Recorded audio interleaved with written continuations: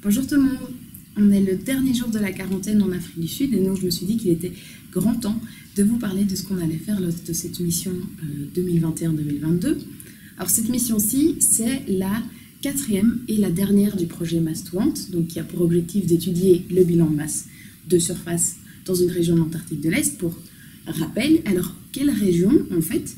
On travaille sur une région côtière du Dronning-Maud-Land et plus précisément sur la côte Princesse Ragnhild, très joli nom, très facile à prononcer d'ailleurs, et plus précisément encore sur ce qu'on appelle deux ice rise, donc c'est des sortes d'élévations de glace qui s'appellent FK et TIR. Et dans cette mission-ci, on va se concentrer sur l'Ice Rise FK. Donc notre objectif principal dans cette mission, ça va être d'affiner les données qu'on a déjà collectées lors des 3 précédentes missions, et donc d'essayer aussi d'avoir des observations à une échelle beaucoup plus résolue, beaucoup plus fine. Donc d'avoir des multiples observations sur cet Ice Rise pour essayer de vérifier si ce qu'on a déjà observé régionalement correspond à ce qu'on va pouvoir observer vraiment très localement. Donc là, on va avoir une échelle spatiale différente.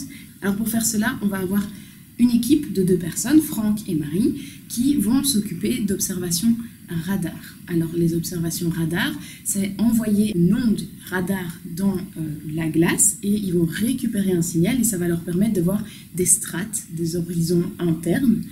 Ils vont utiliser ces radars sur des distances assez importantes, donc plusieurs kilomètres, peut-être une dizaine de kilomètres, et ça va vraiment leur permettre de voir, donc avec une résolution très fine au niveau spatial, ce qui se passe à l'intérieur de la glace. Et donc ils vont par contre avoir une échelle temporelle un peu moins précise parce qu'ils travaillent sur à peu près une accumulation sur une dizaine d'années, alors que sur les carottes de glace, on travaille sur un point très précis, donc pas toujours très représentatif de ce qui se passe aux alentours, mais par contre avec une échelle de temps très très précise puisqu'on travaille à une résolution annuelle, voire même subannuelle.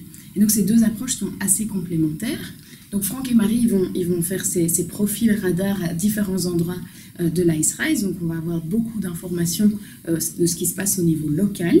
Moi je vais m'occuper de collecter des carottes de glace, différents types de carottes.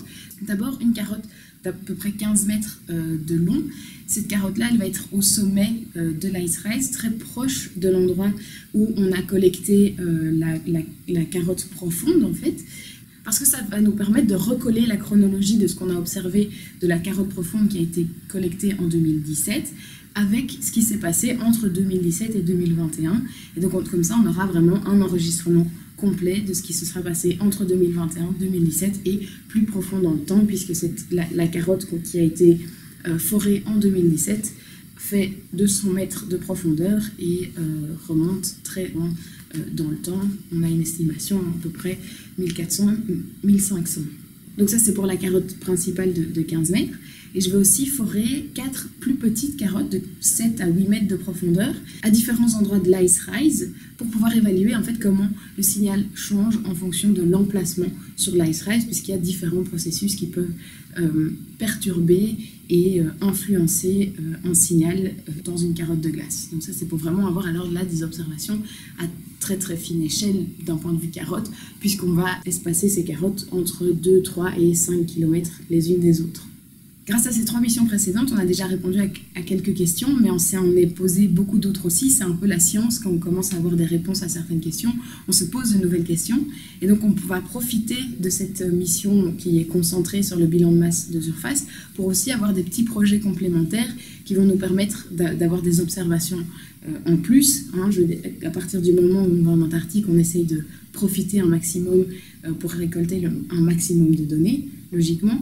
Et donc un des projets complémentaires va être mené par Maike.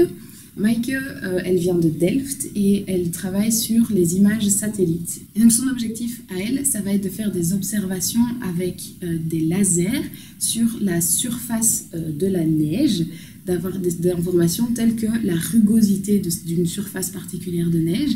Elle va pouvoir essayer de faire des liens entre ce qu'elle observe sur le terrain et les images satellites qu'elle peut observer. Donc là, c'est vraiment lié 2 types d'observations.